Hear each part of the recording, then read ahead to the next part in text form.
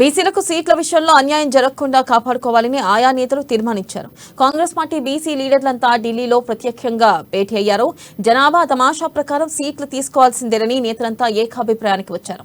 BC లీడర్లంతా ఏకమై high command పై pressure తీసుకురావాలని భావిస్తున్నారు. ఇక ఈ మీటింగ్ లో మాజీ పీసీసీ చీఫ్ విహెచ్ మధు యాష్కి గౌడ్, పొన్నాల పొన్నం ప్రభాకర్ తదితరులు పాల్గొన్నారు. ఇదిలా ఉండగా బీసీలకు 34 సీట్లు ఇస్తామని పార్టీ హామీ ఇవ్వగా 48 సీట్లను లీడర్లు అడుగుతున్నారు. కానీ పార్టీ ఇప్పటివరకు బీసీ సీట్ల అంశాన్ని ఫైనల్ చేయలేదు.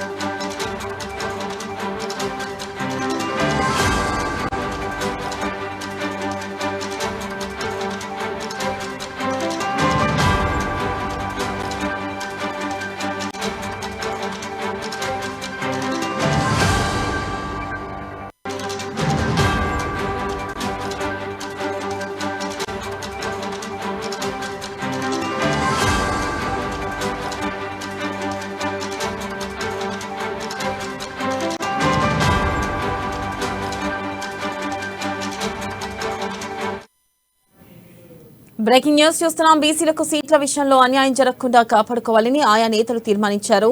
కాంగ్రెస్ పార్టీ బీసీ లీడర్లంతా ఢిల్లీలో ప్రత్యేకంగా భేటీ అయ్యారు. జనాభా తమాషా ప్రకారం సీట్లు తీసుకోవాల్సిందేనని నేతలంతా ఏకాభిప్రాయానికి వచ్చారు. బీసీ లీడర్లంతా ఏకమై హైకమాండ్ పై ప్రెషర్ తీసుకురావాలని భావిస్తున్నారు.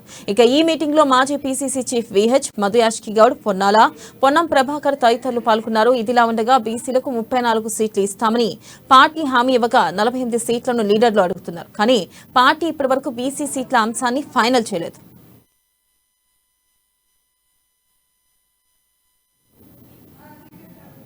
ఇక దీనిపై మరింత సమాచారాన్ని మా ప్రతినిధి హరీష్ అందిస్తారు. హరీష్,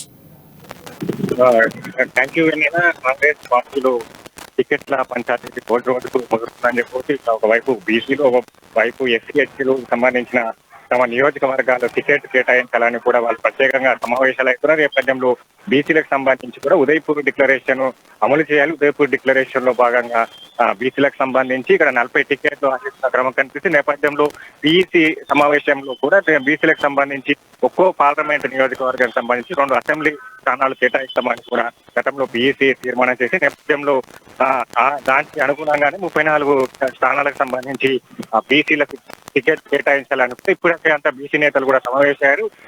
ఈ నేపథ్యంలో నిన్న ఢిల్లీ వేదిక కూడా సమావేశం నిర్వహించింది. సమావేశంలో పొన్నం ప్రభాకర్ తో పాటు అదే పీసీసీ హనుమంతరావు, అలాగే మధు యాష్కి గౌడ్, సురేష్ ఇలా బీసీ నేతలంతా కూడా నిన్న సమావేశంలో బీసీలకు సంబంధించి దక్కాల్సిన స్థానాలపై అధిష్టాన పెద్దలతో చర్చించే అంశాలపైన కూడా వాళ్ళు నిన్న సమాలోచన జరిపారు.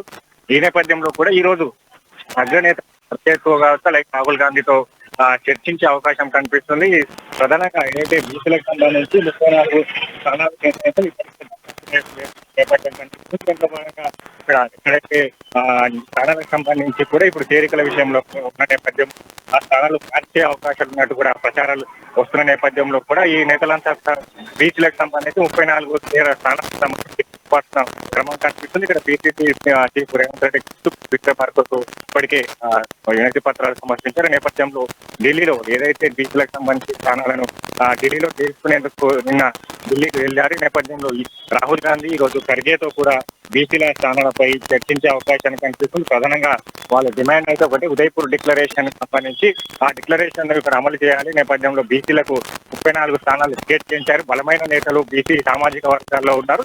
ఎన్నికల గెలిచే అవకాశాలు ఉన్న నేపథ్యంలో కూడా ఏదైతే ఆ vote bank BC vote bank అంతా కూడా కాంగ్రెస్ పార్టీ వైపే ఉంది. బీసీ ఓటు బ్యాంకు అత్యధిక జనాభా కలిగిన బీసీలకు సంబంధించి అధికారంలో నిలబెట్టేందుకు కూడా ఈ బీసీకి సంబంధించిన సామాజిక వర్గ ప్రజలు ఓటు బ్యాంకు బలమైన ఓటు బ్యాంకు ఉన్న నేపథ్యంలో కూడా బీసీ నేతలంతా కూడా కలిసి పనిచేసేందుకు బీసీ టికెట్లు కేటాయిస్తే ఆ నియోజకవర్గాల్లో కాంగ్రెస్ పార్టీ జెండా ఎగరబెడుతుందన్న క్రమంలో వాళ్ళు ఇప్పటికే సమాలోచన చేసిన క్రమంలో ఇదే అంశాలను ఈ రోజు ఢిల్లీ పెద్దలతో చర్చించిన తర్వాత కూడా బీసీలకు సంబంధించిన టికెట్ల అంశాలపైన కేటాయించే అంశాలపైన ఈరోజు చర్చించి ఈ నేపథ్యంలో బీసీలకు సంబంధించి 34 టికెట్లు